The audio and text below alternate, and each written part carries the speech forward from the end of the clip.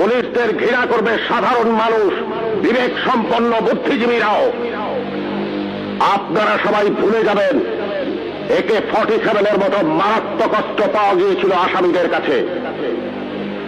যদি জনগণের কাছে ধরা পড়ে ওই আসামিরা গণপিটুনিতে মারা যেত, আপনারাই বলতেন ভালো হয়েছে, পুলিশের কাছে গেলে ছাড়া পেয়ে যেত।